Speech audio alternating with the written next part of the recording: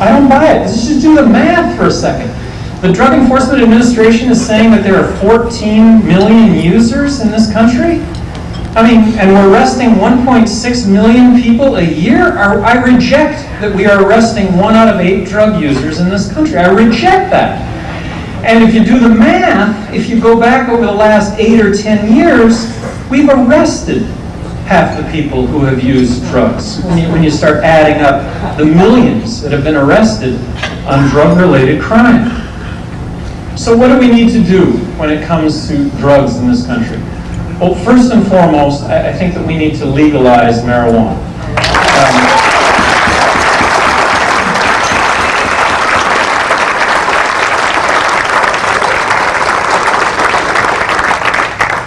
And we need to look at harm reduction strategies for all these other drugs. We need to move away from a criminal model to a medical model.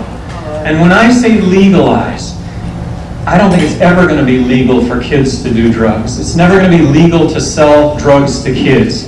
And it's never going to be legal to do drugs, to smoke marijuana, and do harm to somebody else. Never going to be legal, ever. You know, for a second, let's compare this to alcohol, all right? You know, you have a drink in a bar. In my opinion, that's acceptable behavior. But you have that drink in that bar, and you walk out and get in the parking lot and get in a car, and whether that's 1 drink or 2 drinks, the point of intoxication, you crossed over the line. That's criminal. If you're getting in a car intoxicated, that's criminal, and it should always be criminal.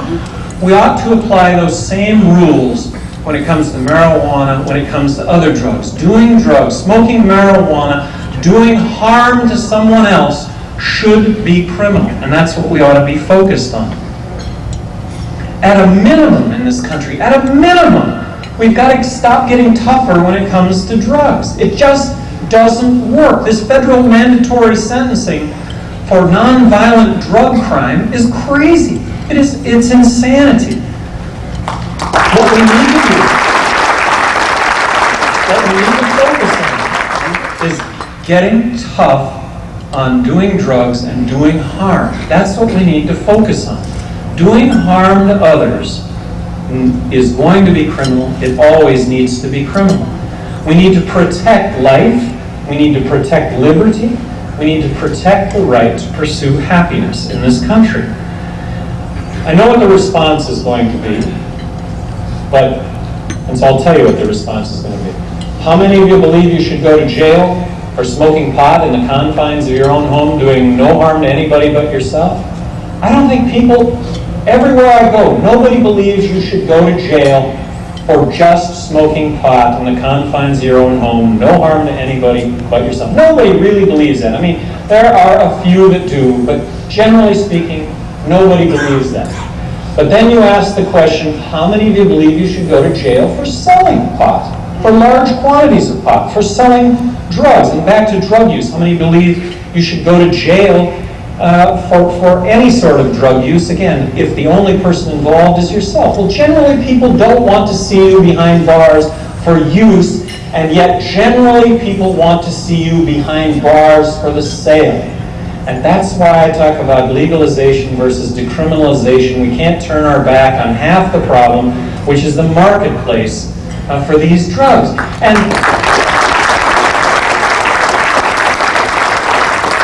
the myth of the pusher, I think there's a certain myth to the pusher. And that is that in the overwhelming instances of drug transactions, it's buyers seeking out sellers. I mean, that's the nature.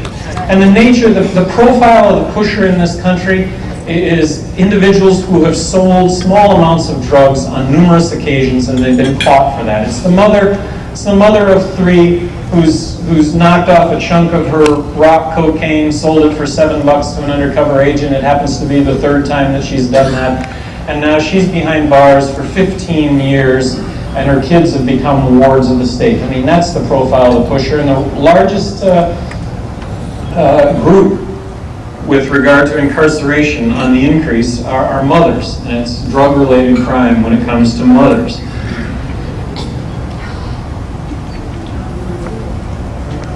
People don't want to admit it, but Most people that smoke pot like other people have drinks in the evening. Most people don't want to admit it, but for the most part, people that smoke marijuana are responsible users of marijuana. They choose when and where to smoke marijuana. They're not doing any harm to anyone else.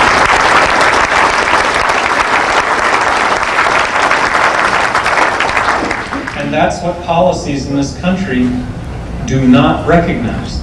Our policies in this country have a fundamental belief that if you smoke marijuana, you belong in rehabilitation. That is the fundamental belief of drug policies in this country. When in fact, again, and I want to ask you not to smoke pot.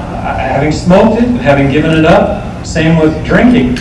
But again, criminal? No, not criminal, not criminal. Is it so far-fetched to think that if we were to legalize marijuana, if we were to adopt harm reduction strategies on these other drugs, is it so far-fetched to actually think that drug use might actually go down? Well, if you look at Holland's experience, I was shocked to find out that in Holland, which I'm going to say has rational drug policy, they have effectively decriminalized the use of drugs, that Holland has 60% the drug use is that of the United States. That's with marijuana, that's with hard drugs, that's kids and adults. So again, if you were to look at the only country in the world, in my opinion, Zurich, Switzerland, another country. I mean, there are European countries that are moving in the direction of harm reduction, but it would not suggest that use is going to go up. And when I talk about reducing harm, what is that all about? Well, Switzerland has a heroin maintenance program in Zurich. You have to be a heroin addict. You get a prescription for your heroin. You go into a clinic, you ingest the heroin at the clinic. Well, what happens is hepatitis C, HIV, violent crime, property crime, they've all gone down as a result of these new policies. I got to meet with the chief of police from Zurich about 4 months ago in Albuquerque. The chief of police comes up to me and he said, I've been law enforcement my whole life. My friends are law enforcement. When they came out with heroin maintenance in Zurich, we, the law enforcement community, could not have been more opposed to what they were going to do in Zurich. We felt that property crime, violent crime, HIV, hepatitis C, overdose, people behind bars, all of it was going to increase with this program. He said, I am here to tell you that this program has surpassed anyone's wildest imagination with regard to Zurich is a better place to live. He said, I'm here to tell you that Zurich is a much better place to live today, that in fact we have improved on all these statistics. It's the law, Governor. Come on, it's the law. Are we supposed to not obey the law? I guess murder's okay then if you can smoke pot, right? Oh, come on. Come on, murder is doing harm to somebody else. That's against the law. That ought to be criminal. It'll always be criminal. Let me give you another example, seatbelts. In New Mexico, I think most states have mandatory seatbelt laws, right? In New Mexico, we have a mandatory seatbelt law. Well, number one, if you don't comply with the seatbelt law, it's not criminal. You get a fine, you pay a fine. But what if, rather than 94% of people complying with seatbelt laws, what if only 50% of the people complied with seatbelt laws? Would the government, would legislators continue to try, would they criminalize the use of seatbelts? Maybe, in an attempt to get people to buckle up. At what point would they change the law when it came to seatbelts? When 50% of what we were spending on law enforcement, 50% of what we were spending on the courts, and 50% of what we were spending on the prisons was seatbelt related, not buckling up, would they change the law at that point? I would hope so. Would they change the law when the police officer who pulled an individual over for not having buckled up for the third time and shoots the police officer to death because they didn't want to go to prison because of mandatory federal sentencing, seatbelt mandatory sentencing, would we change the law then? I would hope so. And you've all heard it, marijuana. Don't you know marijuana is a gateway drug? Well, it's not a gateway drug. It is absolutely not a gateway drug.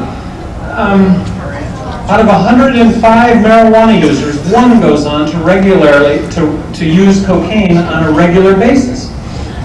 I mean, the same analogy can be held to alcohol.